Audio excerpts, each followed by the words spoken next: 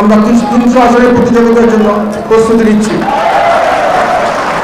অর্থ হলো স্বাভাবিকভাবে যদি নির্বাচনে বিএনপি বা অন্য কেউ সেরকম ধরনের দল না আসে, তাহলে আমরা সরকারের সঙ্গে 300 আসনে প্রতিযোগিতা করব। জাতীয় পার্টির পথ চলা শুরু হয় 2008 সালের নবম জাতীয় সংসদ নির্বাচন থেকে।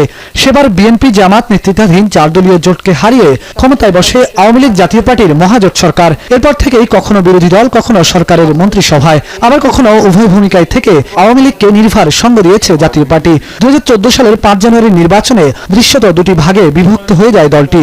পার্টির চেয়ারম্যান হোসেন মোহাম্মদ এরশাদ নির্বাচন বর্জনের ঘোষণা দিলেও রওশন এরশাদের নেতৃত্বে দলের একটি অংশ নির্বাচনে গিয়ে বিরোধী দলের ভূমিকায় অবতীর্ণ হয়। একই সঙ্গে সরকারের মন্ত্রিসভায়ও স্থান নেয় দলের 3 নেতা। সদ্য বিলুপ্ত হওয়া সংসদের বিরোধী দলীয় নেতা ও জাপার বর্তমান চেয়ারম্যান জিএম কাদের জানান, 2018 সালের 11 জাতীয় সংসদ নির্বাচনে বিএনপি সহ সবগুলো দলই অংশ নিয়েছে। ফলে এখানে জাতীয় পার্টিকে আলাদা করে দোষারোপের সুযোগ নেই। কিন্তু সবশেষ অনুষ্ঠিত দ্বাদশ জাতীয় সংসদ নির্বাচনে জাতীয় পার্টিকে জোর করে নেওয়া হয়েছে বলে দাবি তার। এমনকি সবশেষ দুটি নির্বাচনের ফলাফল ইচ্ছেমতো সাজানো হয়েছে বলেও জানান তিনি। বৈধতা পেয়েছিল সেই জায়গা থেকে জাতীয় পার্টি কেন একতরফা এসব নির্বাচনকে বৈধতা দেওয়ার ভূমিকা পালন করেছে, এ প্রসঙ্গে এখন টিভির সঙ্গে খোলামেলা কথা বলেন জিএম কাদের। একান্ত সাক্ষাৎকারে তিনি বলেন, 2024 সালের দ্বাদশ জাতীয় সংসদ নির্বাচনে তাকে ব্ল্যাকমেইল করে অংশগ্রহণ করানো হয়েছে। দল ভাঙা সহ নানা দিক থেকে চাপের মুখে ছিলেন তিনি। আমাদের দলীয় ফোরামে তো আমি একক না, একটা দল, তাদেরকে একেবারে ইগনোর করে আমি দল একক চালাতে পারি না। আমার সে ধরনের অথরিটি ছিল না। তথাপিও আমি বিভিন্নভাবে চেষ্টা করেছিলাম যে এই নির্বাচনটা এইভাবে না হোক এবং আমরা এখানে না যাই। তো সেই পর্যন্ত এসে একবারে একটা এমন পর্যায়ে গেল, তখন আবার আওয়ামী লীগ আমার দলের ভিতরে একটা যেটা ডিভিশন এরশাদ সাহেবের সময় একটা সরকারপন্থী একটা গ্রুপ তৈরি করে রেখেছিলেন আমাদের প্রাক্তন প্রধানমন্ত্রী শেখ হাসিনা। ওই গ্রুপটাকে দিয়ে সবসময় একটা ব্ল্যাকমেইল করতেন। গ্রুপ আমাকে 4-5 মাস আমাকে কাজই করতে দিলেন না, আমার সবকিছু অবৈধ ডিক্লেয়ার করেন, সম্পূর্ণ একেবারে অন্যায়ভাবে। তারপরে এরকমভাবে বিভিন্ন সময় আমাদের লোকদেরকে বিভিন্ন লোভ লালসা দিয়ে ওদিকে দেওয়া, যে আমি কিছু করতে যাই এদিকে, তাহলে দল আর একদিকে চলে যাবে, এবং সরকার এটাকে এনকারেজ করতেন সবসময়। তিনি বলেন, প্রার্থিতা প্রত্যাহারের শেষ দিনও নির্বাচন থেকে সরে যেতে চেয়েছিলেন, কিন্তু তখনও বিভীষিকা ও ভীতিকর পরিস্থিতি তৈরি করা হয়েছিল বলে দাবি করেন তিনি।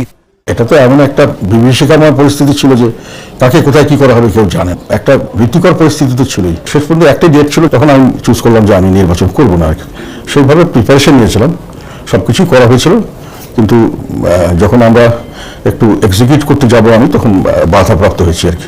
আমার পার্সোনালি আমাকে যেহেতু আমি দূরে সরে যাচ্ছি, আমার উপর একটা বড় ধরনের প্রেশার, চাপ বা হুমকি ছিল আর কি।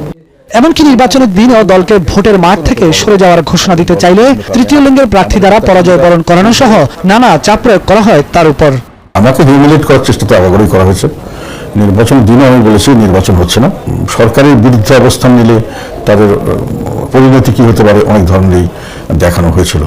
আমি সেটার জন্য ভয় করতাম না, কিন্তু আমার কাছে পরে মনে হলো যে যেহেতু দলই চলে যাবে, হয়তো দলের ভাবসাবটা দেখলাম যে আমি নির্বাচন না করলেও দল নির্বাচনে যাবে, তার জন্য সরকার সুযোগ সব রকম অ্যারেঞ্জমেন্ট করে রেখেছে, এবং এটা কনফার্ম হওয়ার পরে আমি মনে করলাম যে এটার বাধা দিয়ে কোনো লাভ হবে না।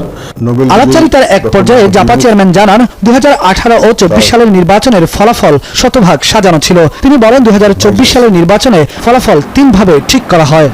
কিছু নির্বাচন হয়েছে তাদের ইচ্ছাই ফেয়ার, কিন্তু ইনক্লুসিভ হয়নি, লোক আসেনি। যারা নির্বাচনের সঙ্গে সংযুক্ত ছিল, প্রশাসন, আইন শৃঙ্খলা, সবাইকে পয়সা দিয়ে কিনে যে যেমন রেজাল্ট নিতে পারো নিয়ে নাও। আর কতগুলো ছিল সেটা প্রিডিটারমাইন্ড, যতই মারামারি করুক, যাই করুক হোক, যে জিতো এই কে ডিক্লেয়ার দিতে হবে। এই 3 ধরনের নির্বাচন হয়েছে। তারা যেটা 30 না কত % বলেছিল, 30, ওটা আমি হিসাব করে দেখিয়ে দিয়েছি যে আমাদের ভোটিং সেন্টার্স যতগুলো পোলিং বুথস, এবং তাতে এক একটা লোককে ভোট দিতে যে সময় লাগে, এতগুলো ভোট পড়ারই সম্ভব না। জাপা চেয়ারম্যান জানান, সরকারের আজ্ঞাবহ থেকে নির্বাচন কমিশনই পাতানো এই ফলাফল তৈরির কাজ করেছে। এক্ষেত্রে জয়ী হওয়া প্রার্থীকে ওইসি পরাজিত ঘোষণা করেছে বলেও দাবি তার। প্রাইম মিনিস্টারের ব্যক্তিগত যেটা বলবেন সেটাই তারা করেছে, এবং এটা আমরা দেখেছি। নির্বাচনের রেজাল্ট একেবারে পরিষ্কার, একজন জিতেছে, হয়তো তাদের লোকই হয়তো ইন্ডিপেন্ডেন্ট দাঁড়িয়েছে, তাকে বাদ দিয়ে আরেকজনকে করা হচ্ছে। এদিকে বৈষম্য বিরোধী ছাত্র আন্দোলনের এই অন্যতম সমন্বয়ক বলেন, পদত্যাগ করতে হবে বর্তমান নির্বাচন কমিশনকে, এমনকি বিচারের মুখোমুখিও করতে হবে তাদেরকে। আওয়াল কমিশনের পদত্যাগ তো অনেক আগ থেকেই দেশের ছাত্র জনতা দাবি করতেছে, এবং আওয়াল কমিশনকে অবশ্যই ছেড়ে দিতে হবে, বিচারের মুখোমুখি হতে হবে।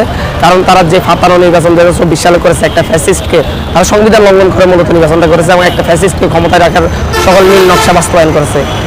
তাদের তো বিচারের মুখোমুখি হতে হবে এবং তাদেরকে পদত্যাগ করতে হবে। তিনি বলেন, কয়েকদিনের মধ্যেই নির্বাচন কমিশনের পদত্যাগের দাবিতে কর্মসূচি ঘোষণা করবে বৈষম্য বিরোধী ছাত্র আন্দোলন।